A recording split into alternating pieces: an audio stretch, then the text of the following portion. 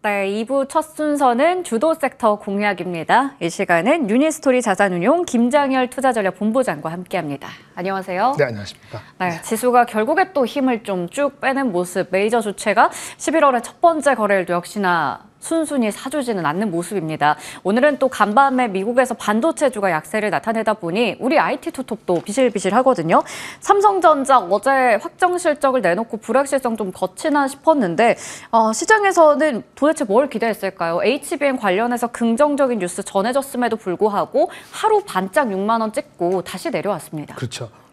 일단 그 실적 자체는 네. 넘버에서는 특별한 건 없었고요. 네.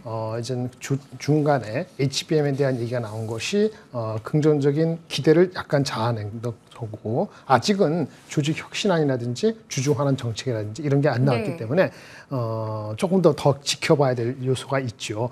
긍정적인 거는 HBM에서 뭔가 진행을 하고 있다. 네. 그러니까 이제 거의 뭐 일부 제품이긴 하지만 퀄이 중요한 어떤 결정 단계에 접어들었다는 얘기가 있는 거가 긍정적인 거고 투자에 있어가지고 파운드리라든지 돈 많이 들어가고 적자 보는 비즈니스에 있어서 이제 무작정 투자하는 게 아니고 좀 선별하고 좀 몸을 좀 하나로 모으겠다 이렇게 얘기를 했어요.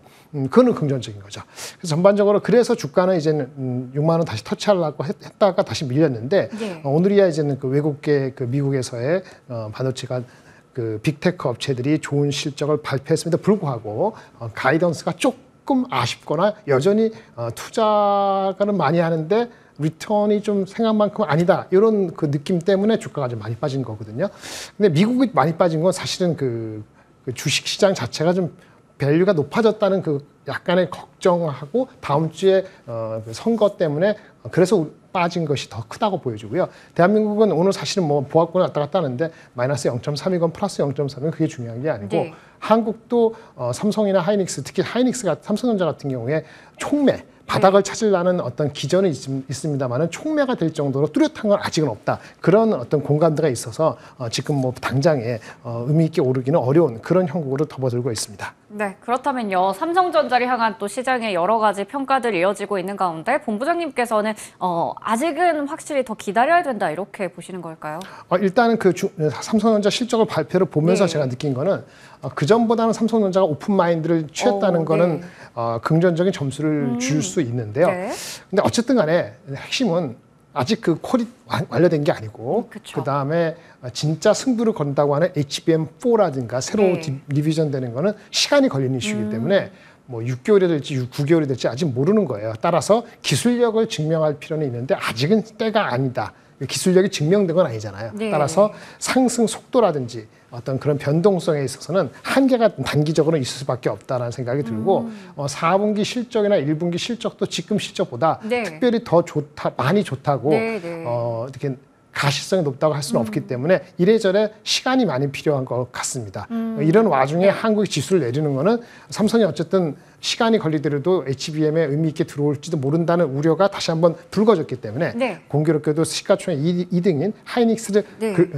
잡고 내려가면서 네. 본인도 촉매를 못 느끼고 이런 애매한 상황이 되다 보니까 주시장에서 좀 부정적인 영향을 오히려 미치고 있는 거죠. 네, 일단 그 정도가 네. 느낌이고 HBM 콜은 우리가 좀 헷갈리는 게 있는데 긍정적인 거는 HBM을 만들 때 HBM이 있고 엔비디아가 만드는 GPU가 있고 연결시킬 때 HBM 밑에 그 로직 다이, 베이스 다이라는 걸 있는데 그거를 삼성이 스스로 파운드리를 하지 네, 않을 네. 수도 있고 고객이 원하면 TSMC한테 의뢰할 수도 네, 있다 네. 이런 식으로 오픈마인드 했는데 이걸 긍정적으로 보면은 오픈마인드다라고 할 수 있는데 또 반면에는 이렇게 할 수밖에 없는 상황에 밀려서 한 거다 이렇게 얘기가 될 수 있는 거고 그러면 자체적으로 하는 파운드리는 규모가 더 줄 거 아니겠어요? 그래서 파운드리 사업 자체의 수익성은 그렇게 빨리 회복되지는 않을 거라는 그런 아쉬움이 동시에 있을 수밖에 없다는 측면에서 일단은 그 파운드리는 부정적이고 HBM을 잡아야 된다는 어떤 절체절명의 순간에서 어쩔 수 없이 나온 오픈 마인드라는 측면에서 좀 지켜봐야 될 요인이다라고 보여집니다.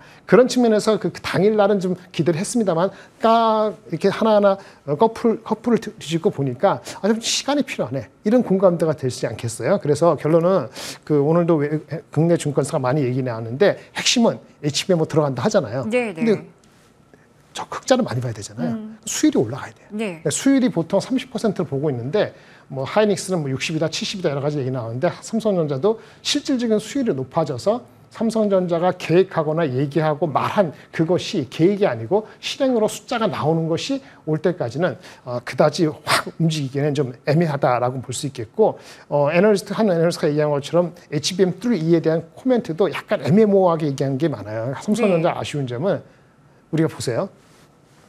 HBM 비중을 15에서 50%로 했다 그랬잖아요. 그 HBM 비중이 아니거든요. HBM 내에서 3E의 비중이고요. 네.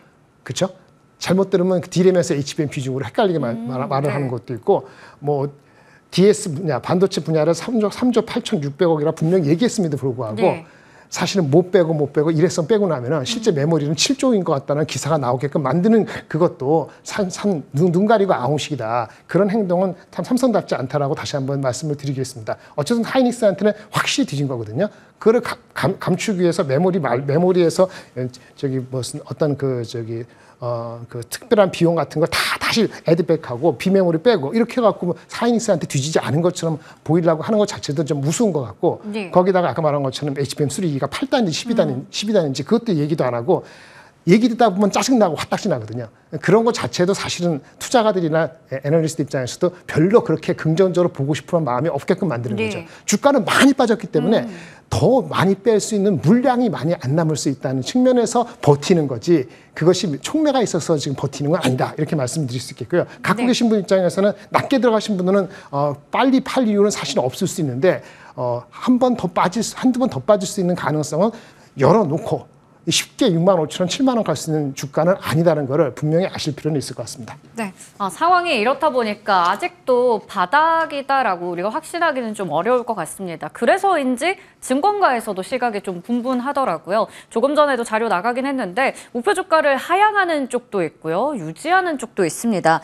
어떻게 보면 좀 신중할 필요는 있다 뭐 이런 얘기인 것 같은데 결국 앞서 말씀해 주셨던 이유들 때문일까요? 그렇죠. 일단 그 목표 주가는 원래 낮은 사람들이 있어서 7만 원대가 네. 한 두 번 있었어요. 네, 두 명 있었고 오늘 보니까 8만 원 초반대로 낮춘 게 있었고 네. 물론 9만 원을 유지하는 분들이 있었습니다. 중요한 건 아까 분기 실적 구조 나왔잖아요. 네. 4분기 실적이 지금 10조 정도 나오면 다행이다 정도로 모아지고 있는데 그게 내년 1분기 간다고 12조, 13조에 대한 예측이 거의 없어요. 네. 그러니까 내년도 예측이 45조 전후 내년 밑으로 좀 보고 있는 것 같아요. 그러면 나누기 4하면 11조잖아요. 네. 그러면 올해부터 내년까지 지금 실적 봤을 때 한 13%밖에 안 성장한다는 건데 그 PER, PBR 봤을 때 지금이 안 비싸지긴 하지만 그거 엄청 싸가지고 그것만 보고 들어가는 건 네. 어려운 거죠. 그 예측이라는 게 항상 바뀌는 거니까. 네. 그래서 결국은 아까 말한 것처럼 퀄러티가 수율로 증명되는 순간이 돼야 되거나 외국인이 진짜 다 팔아서 어느 순간에 더 팔 게 다 떨어지는 순간 아니면 해외가 날아가서 주식시장에 한국을 대표하는 주식 중에 하나를 가져가야 되는데 이 아저씨 여기서 뭐 하지? 그래서 한번 건드려주는 이런 거 아니면은 참 쉽지는 않다라고 말씀을 드릴 수 있겠어요. 폭락의 계절은 7만 원 후반, 8월 후반기부터 해가지고 8만 원 중반에서 이게 한 6만 원 이하까지 왔기 때문에 그 폭은 이젠 둔화되거나 반등은 언제든 나올 수 있기 때문에 6만 2, 3천 원, 6만 2, 3천이 뭐냐면 북밸류 1.0배에서 1.1배로 가는 거거든요. 네. 그건 ROE가 10%면 갈 수도 있고 안 갈 수도 있기 때문에 그건 언제든지 갈 수 있는데 그때 살 것인지 팔 것인지 고민되는 시나리오가 나올 수 있다는 측면에서 계속 조금은 답답한 상황이 지속될 수 있다 이렇게 말씀드리겠습니다. 네, 그러면요. 6만전자 어제 잠깐 보여주고 다시 또 내려왔고 삼성전자가 SK하이닉스까지 같이 잡아서 끌고 내려가는 상황. 반도체 투톱의 중단기적인 시나리오가 필요할 것 같아요. 네, 삼성전자는 저는 왔을 때 5만 원 원래 5만 3천 원에서 6만 5천 원이었는데요. 워낙 그 매크로보다는 지정학적하고 미국 시장이 만약에 혹시 빠지면은 네. 한국이 안 빠질 것이냐라는 그런 걱정까지 해서 보수적으로 봤을 때 네. 5만 원에서 6만 8천 원 정도를 보여주고요. ROE가 10% 전후인데 PBR이 지금 1배 약간 밑드는 거거든요. 내년도 이익이 지금 원래는 컨센서스가 한 달 전에 50조는 지금 40조 중반 내려가고 네. 있으니까 그런 거 치면은 사실은 6만 원은 안착하는지 밑에 놓는지 거기서 상당 기간 있을 것 같은 생각이 네. 듭니다. 그리고 하이닉스는 삼성전자가 들어온다는 걱정이 없으면은 오늘처럼 18만 원 정도까지는 내려갈 수 있다고 보는 이유 중에 하나가 네. 하이닉스가 그 마이크론이 실적 좋아서 올라갔을 때가 18만 원을 다시 뚫을 때거든요. 그때가 다시 내려왔잖아요. 네. 왜? 그러면 이제는 삼성전자하고 나눠 먹기. 근데 삼성전자하고 나눠 먹는다는 개념을 가지고 하이닉스 추정을 했기 때문에 하이닉스 추정 이익이 내년도에 지금 컨센서스가 35조인데 네. 25조 이렇게 내려가기 쉽지 않기 때문에 네. 적당히 내려가는 30조 정도로 해가지고 컷해가지고 PER 한 7배 정도 치면은 언제든 20만 원은 또는 21만 원은 가기 때문에 여기서는 여전히 아직까지도 하이닉스가 이슈가 되고 긍정적 이슈가 되고요. 삼성전자가 콜 나기 전까지는 삼성전자가 HBM 말고 다른 쪽에 넌 HBM 쪽에 그 투자를 좀 줄이거나 네. 감산도 할 수 있거든요. 그러면 그건 하이닉스한테도 긍정적이에요. 네. 그렇기 때문에 하이닉스는 일정 물량을 많이 샀기 때문에 덜어내는 게 어제 오늘 있고 그게 한두 번 더 있다 하더라도 제가 봤을 때는 18만 원에서 많이 벗어나면은 저가 매수가 들어오기 때문에 대충 마무리 국면으로 들어가는 거 아니냐라고 판단이 듭니다. 단 하이닉스 실적이 4분기가 보통 한 8조 한 중반 정도 되는데 8조 한 초중반 되는데 그것이 흔들리지 않으면 아마 반등은 조만간 나올 수도 있다 이렇게 보여지고 있습니다. 네, 여전히 6만 원 부근에서 삼성전자는 좀 더 시간이 필요할 것 같고 SK하이닉스는 긍정적인 시각으로 봐주셨습니다. 충분히 또 20만 원 그 위로 올라갈 수도 있는 상승의 가능성까지 짚어주셨습니다. 오늘 IT 투톱에 대해서 자세하게 풀어봤고요. 지금까지 유니스토리 자산운용 김장일 투자전략본부장과 이야기 나눠봤습니다. 고맙습니다. 감사합니다.